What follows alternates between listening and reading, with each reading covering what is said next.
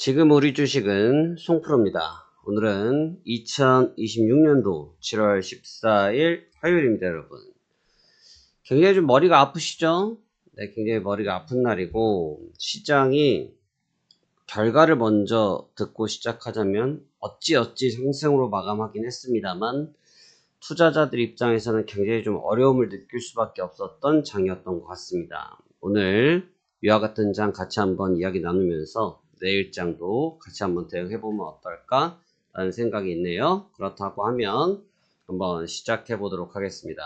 오늘의 제목은 코스피 저점 6448포인트, 코스피 종가 6853포인트로 극심한 변동성 증시에 대한 내용을 가지고 시작해 보도록 하겠습니다.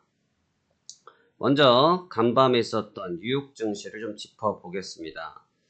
분위기가 만만치는 않네요. 다우지수는 0.26%로 조정을 받았는데 나스닥 주가가 1.55%가 깨지면서 이제는 조금 느낌이 있었죠.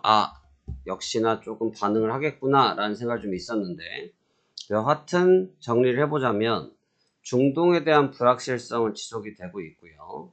또 트럼프 대통령이 호르무즈 해협을 봉쇄 조치를 하고, 그 다음에 이란의 핵시설을 정밀 타격을 하겠다라고도 이야기를 하고 있고, 지도부들도 때리겠다라고 이야기를 하고 있습니다. 그러니까 사실 지정학적 리스크가 극도로 올라갔고요. 현재 국제유가는 80불까지 급등을 한 상태입니다. 또 하나는 SK하이닉스가 하락 전환했고요. 글로벌 반도체 기업들이 전반적으로 흔들리는 모습을 보이면서 지금 중동 이슈, 그 다음에 우리나라에서 있었던 SK하이닉스, 삼성전자 반도체 이슈가 전 세계적으로 같이 좀 확장되는 면모를 보였습니다. 이미 어제 영상에서 제가 오늘 이렇게 될 것이다 라는 말씀을 드렸었고요. 약간 후행성 반응을 받고 있는 게 최근 미국 증시의 특징입니다. 그러니까 미국 증시의 특징이라는 얘기는 어떠한 의미냐면, 미국이 움직이는 게 아니고, 미국이 움직이는 것이 아니고,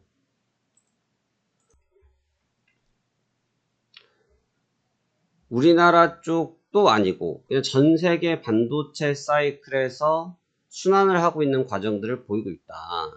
워낙 강력했던 흐름이었기 때문에 그에 따른 차익 실현 과정들이 보여지고 있다. 이렇게 우리가 보시면 될 것 같습니다.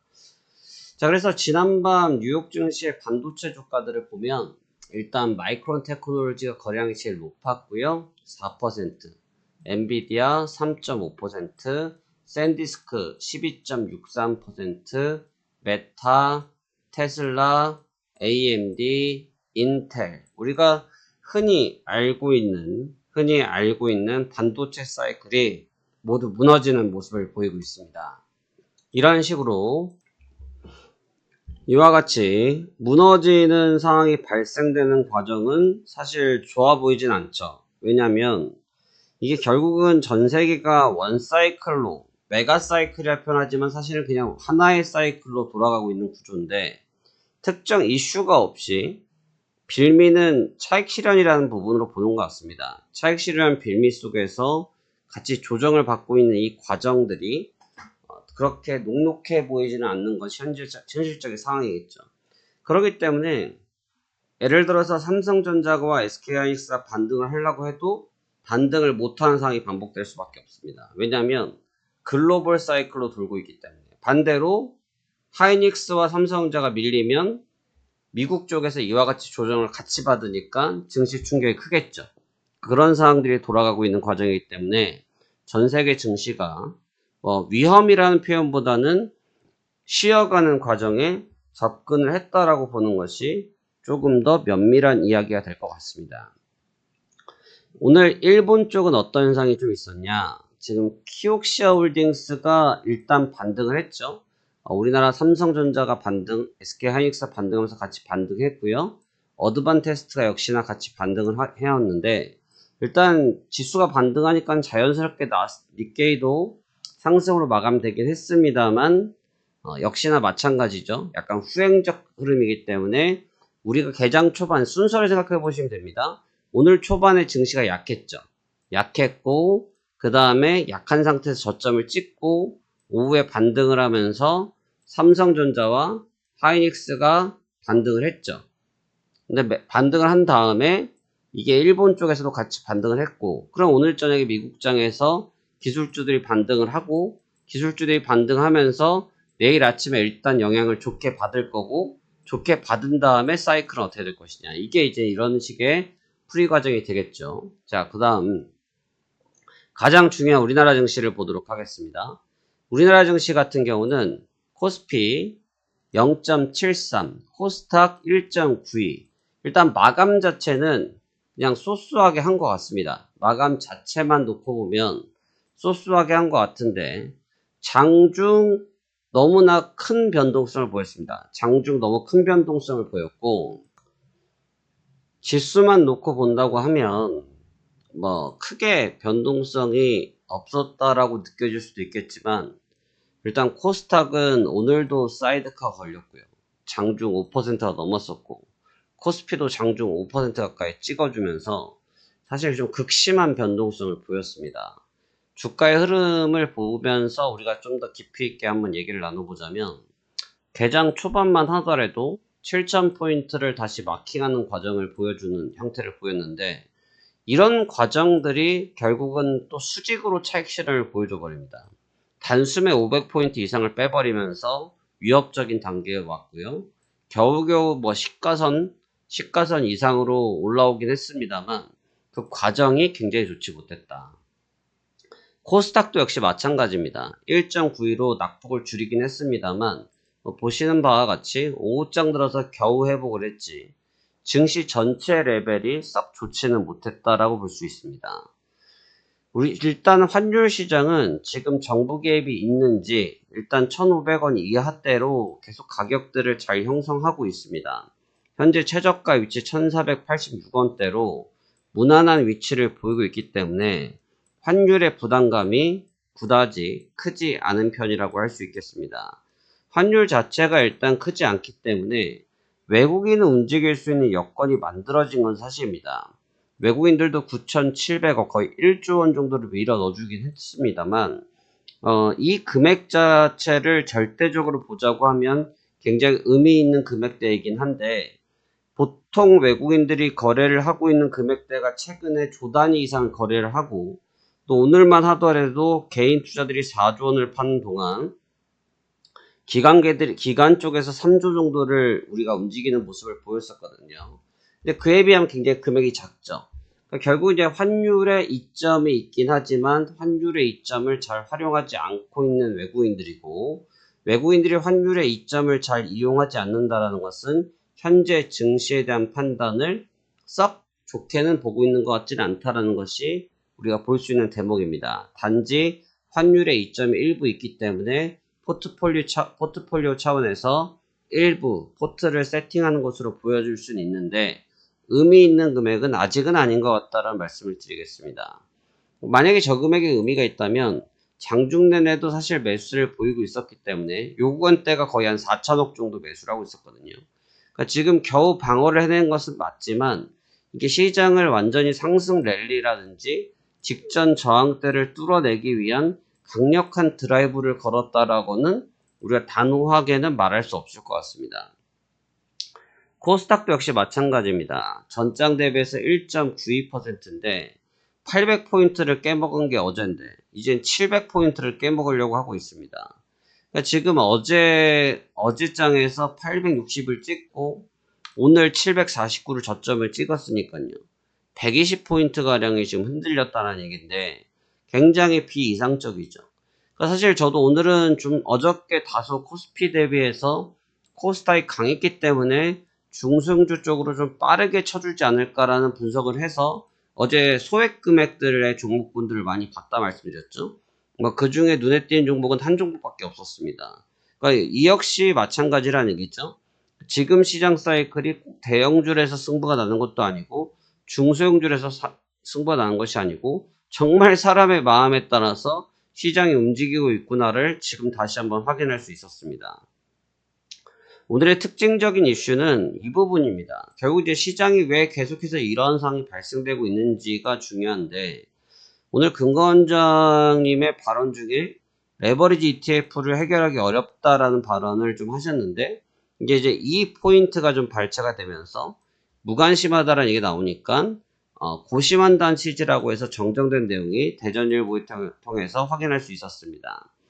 결국 이제 이 ETF가 도대체 왜 문제인데 맨날 ETF 갖고 이야기를 하느냐라고 말씀하실 수가 있는데, 일단 보시면 ETF 이게 오늘자 기준인데요. 지금 1개월 수익률이 SK하이닉스 레버리지가 37%가 까졌고요. 솔, 이건 뭐 신한 거겠죠. 여기도 마찬가지 10%, 15%, 33%, 삼성전자 같은 경우 44%인데, 이게 지금 보시면 다른 거 걷어내고요. 타이거 SK하이닉스 단일 종목 레버리지 하나를 보시고, 타이거 SK하이닉스 단일 종목 레버리지를 보시면 이 두 종목이 발행 시기에 따라서 거래 금액이 일단 틀립니다. 현재 가격이 일단 틀리죠. 당연히 수익 편차가 틀린데 이게 왜 문제가 되냐면 음의 복리 효과라는 부분을 제가 지난 시간에 설명을 한번 드렸다시피 우리가 이제 SK하이닉스를 본다고 하면 현재 SK하이닉스는 전일 대비해서 3.69%가 상승한 191만 3천원에 끝났습니다. 자, 그러면 어저께 190만원에 주식이 흔히 말해서 물리셨던 분은 오늘 13,000원의 수익이 나게 된 거죠. 그렇죠. 이건 이제 기초자산이 되기 때문에, 기초자산이라는 것은 본래 기본이 되는 것을 이야기하는 건데, 기준이 되는 걸 이야기하는 겁니다. 근데 이 SK하이닉스는 190만원에 산 사람이 현재 종가에서 끝났으면 13,000원 수익으로 바뀌잖아요. 그런데 이제 문제는 뭐냐면 ETF는 시기에 따라서 금액이 일단 달라집니다. 당연히 그러니까 수익의 편차가 생기는데 이러한 부분들 때문에 해당 상품들에 대한 트리거들이 다 틀려요. 알고리즘이 다 틀립니다. 그래서 어떤 거는 뭐 솔 SK하이닉스 선물 단일 종목 같은 경우는 오늘 7.95% 선물이 하락 쪽이겠죠. 얘는 10%예요. 그러니까 지금 이게 어떻게 해도 이득이 나는 구조가 안 나옵니다. 이득이 나는 구조가 안 나와요. 이러니까 이제 문제가 되는 거고, 운용 자산을 보시면 이게 뭐 여기 눈에 보이는 금액만 대충 눈대중으로 때려잡아도 여러분, 그쵸? 대충 때려잡아도 55조네요. 대충 잡아도. 그러니까 이 정도 규모가 움직이니까 여러분 증시가 휘청휘청할 수밖에 없죠. 상품이 너무 많아요. 너무 많습니다. 잘못됐다 잘못되지 않았다는 후자예요. 그 문제가 될 부분은 아니고 상품이 너무 많기 때문에 이 트리거가 다 틀리는 게 문제입니다. 트리거가 틀린 게 문제라는 거죠. 자, 여러분 집에서 4인 가족이 있어요. 4인 가족 중에 있는데 저는 이제 남자니까 예를 들어서 제가 가야지 집이 저녁을 먹어요. 그쵸? 그런데 제가 가야지 저녁을 먹는데 제가 집에 늦게 가요. 그럼 다들 밥을 못 먹었어. 물론 이제 먹죠. 먹을 수 있죠. 그런데 만약에 내부적인 규정이 그래요. 근데 제가 말도 없이 늦게 갔어요. 그러면 3명이 밥을 다 못 먹었어요. 그럼 3명이 열받죠. 저한테 뭐라고 하겠죠. 그럼 싸움이 나겠죠. 똑같은 거예요. 말을 해주면 관계가 없고 그 트리거들의 기준을 우리가 알 수 있으면 좋은데 문제는 투자라는 것은 모두가 알 수 있는 부분이 아니기 때문에 각각이 가지고 있는 트리거 대상이 틀리다는 거죠. 트리거라는 것은 기준 가격이 틀리고 기준 시점이 틀리고 이런 점을 트리거라고 볼 수 있습니다. 그렇기 때문에 지금 문제가 되고 있는 것이고 계속해서 다들 이러한 부분들에 민감하게 반응을 하고 있는 거죠. 근데 정말 이분의 말씀 중에 일부가 맞는 거예요. 해결이 어렵다는 표현이 맞는 수도 있는 게 이미 상품이 시작된 상태인데 이걸 어떻게 상폐를 시킬 수도 없고 방법이 당장 없다는 거죠. 그러니까 이게 지금 우리 증시의 비이상적 변동성의 원인이라고 볼 수 있겠습니다. 그래서 지금 보시면 ETF를 절반을 씹어삼킨 3전 닉스 레버리지가 23조 원이다라는 김아랑 기자님의 기사가 데일리한 김아랑 기자님 기사가 있네요. 보면 단일 종목의 ETF의 자금이 절반 이상입니다. 절반이 아니라 절반 이상이에요. 이 종목군들의 전부 다 몰빵이 되어 있습니다. 사실 너무 심각한 문제죠. 심각한 문제. 왜냐하면 ETF를 잘 알고 사신 분들은 다 관계가 없는데, 모르고 사신 분들은, 선물의 개념을 모르시는 분들은 ETF를 하면 쉽지가 않습니다. 선물의 기본 개념을 알아야 ETF를 하실 수가 있거든요. 근데 그냥 못 모르고 하신 분들이 절반 이상이라는 거죠. 그런 분들이 리스크 관리가 안 되는 겁니다. 주식은 물리면 흔히 말해서 배를 잽니다. 버티죠. 얘는 그게 안 됩니다.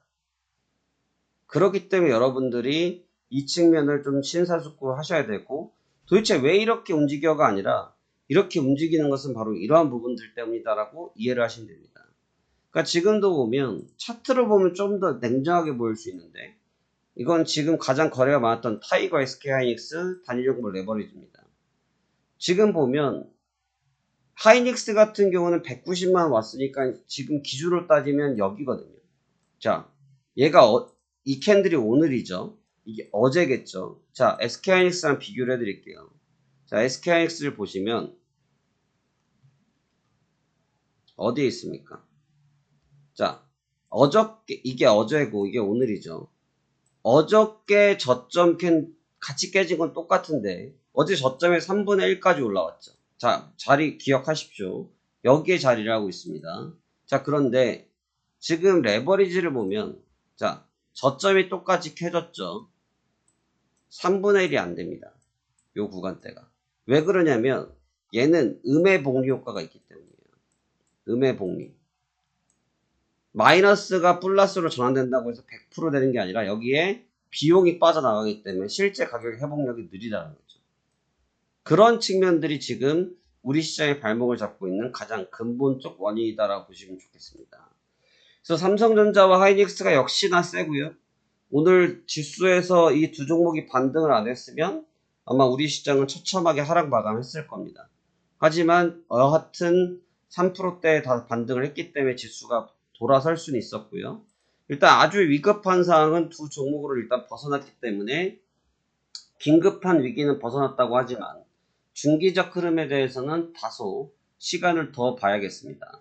오늘 같은 경우 보시다시피 삼성전자와 삼성 하이닉스가 견인해서 주가를 방어했고요. SK스퀘어가 좀 도와주긴 했습니다만 삼성전기가 여전히 약세. 그러면서 전반적으로 해당 두 종목의 모든 관심이 쏠려 있었고, 거래대금이 증명해줬고, 검색 상위가 증명해줬고, 기타 종목군들은 소외를 당하면서 시장 변화를 크게 가져가지 못했던 하루였다. 이렇게 우리가 분석이 됩니다. 그래서 저희가 어제 관심주였던 LSK 아이로봇 같은 경우는 종가 무렵에 급등을 해주면서 이하나가 제 체면을 살려줬네요. 15.64% 수익을 확정을 해줬고요. 그래서 오늘도 제가 관심주 5개를 드리는데 어저께 관심 있던 종목분들 중에 4종목이 처리가 안 돼서 좀 더 지켜봐야겠습니다만 일단 추가적으로 종목 5개도 보도록 하겠습니다. 먼저 빛과전자입니다. 2,300원 기준이고요. 1,800원 50원 이탈 시 관심제외, 3,800원 돌파 시 추가 상승 기대하겠습니다. 기가레입니다. 8,500원입니다.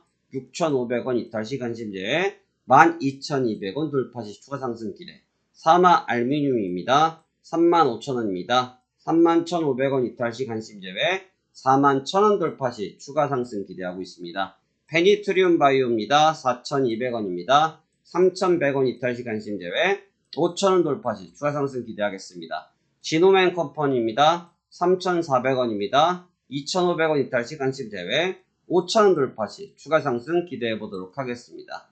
그래서 오늘의 마지막 한 줄 평입니다. 제가 저희 텔레그램 채널에서 계속 브리핑을 올려드리고 있는데 계속 반복적으로 수십 번 써드린 말씀이 있습니다. 지금 어설프게 반등해봐야 도움 1도 안 된다. 그래서 지금 필요한 것은 바닥을 확실히 다지는 과정이 필요하다였는데 입거미도 줄을 쳐야 벌레를 잡는다라는 속담이 있습니다. 결국은 1에는 반등에는 준비가 매집이 있어야 상승이 나온다 라는 점을 기억하시면서 지금은 섣부르게 움직이시기보다는 차분하게 준비하셔서 풀어가는 시간이다 이 생각으로 대응하셨으면 좋겠습니다. 오늘도 수고 많으셨고요. 저는 내일 또 새로운 종목 가지고 다시 인사드리도록 하겠습니다. 감사합니다. 지금 우리 주식은 송프로였습니다.